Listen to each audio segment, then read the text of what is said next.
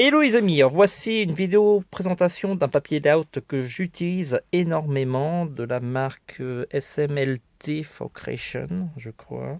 En fait, j'en ai strictement aucune idée si c'est ça la marque, mais en tout cas, vous allez reconnaître un petit peu le packaging parce qu'il est assez caractéristique. Il est vendu sous forme d'un étui, d'un bloc qui est protégé par un étui blanc, comme celui-ci. Et là, vous avez le bloc de layout que je vous montrerai à l'intérieur un peu plus tard, mais on va s'attarder un petit peu aux caractéristiques.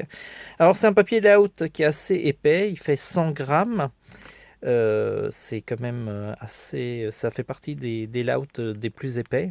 La plupart du temps ils sont autour de 70 grammes. C'est ce qui fait la qualité des layouts, hein. C'est des feuilles qui sont assez légères. Vous avez 50 feuilles.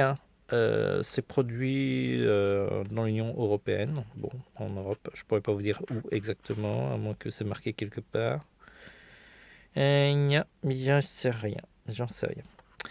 La taille de ce bloc, c'est du A4.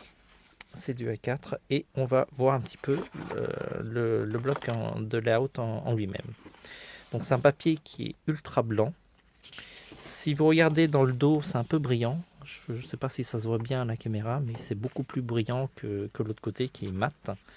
Alors la partie que vous avez coloriée, c'est la partie mat, et la partie brillante, c'est la zone en fait qui est imperméable, qui permet au feutre de ne pas traverser la feuille, parce que c'est un papier spécial feutre, et surtout feutre à alcool.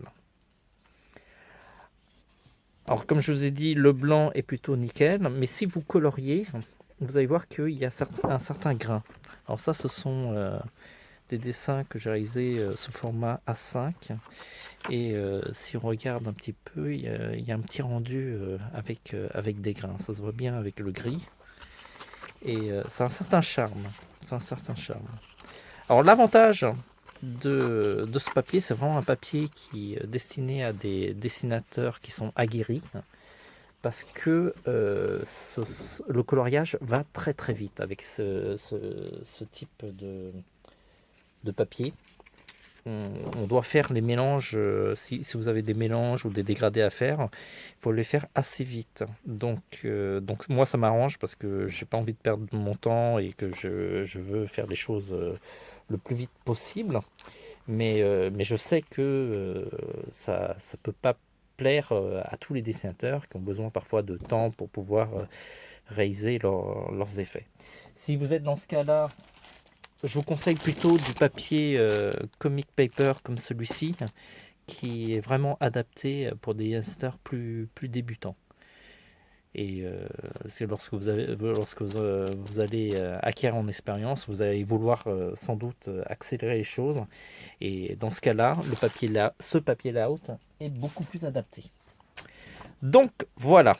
Donc je vous mets les liens de ce produit en commentaire ainsi que le comic paper que je vous ai présenté. Là, les dessins qui sont là ont été réalisés, il me semble, avec des graphites broches. Ce sont des feutres qui sont de la gamme Pro alcool. Sinon, j'ai essayé avec d'autres feutres, ça marche très très bien. Donc, il n'y a pas de souci. Voilà, j'espère que cette vidéo vous aura aidé dans le choix de votre matériel. Vous me direz en commentaire si le papier layout ça vous plaît ou pas. Je sais qu'en général, les dessinateurs qui sont débutants n'aiment pas trop le layout parce que ça n'a pas le même rendu que du papier ordinaire. Mais en tout cas, c'est un papier au niveau de la couleur et de rapidité d'exécution de votre travail est bien plus pratique que du papier ordinaire. Voilà. Vous me dites en commentaire quel papier vous utilisez. Je suis quand même curieux de savoir ce que vous utilisez avec vos feutres à alcool. J'espère que vous n'utilisez pas du papier de photocopie de Ramet parce que c'est pas forcément des papiers suffisamment qualitatifs au niveau du rendu de la couleur et même du travail. Au pire, je pense que le mieux c'est d'utiliser au moins du Bristol, même si c'est pas forcément recommandé. Je vous conseille vraiment du layout et des comic papers. Vous me dites tout ça en commentaire, histoire que je vois un petit peu ce que vous utilisez. Sinon, si vous avez des questions, lâchez-les en commentaire aussi, je les lirai. Pas sûr que j'y réponde, mais ça sera l'objet d'une autre vidéo. Voilà.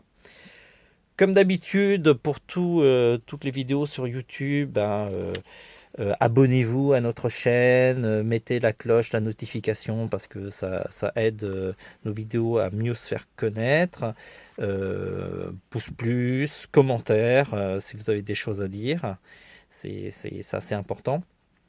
Et puis voilà, et puis si vous avez d'autres suggestions de vidéos à l'avenir, vous me le dites. Et je verrai si j'ai matière à faire une vidéo. Voilà. On se dit à très vite. Et en attendant, dessinez bien!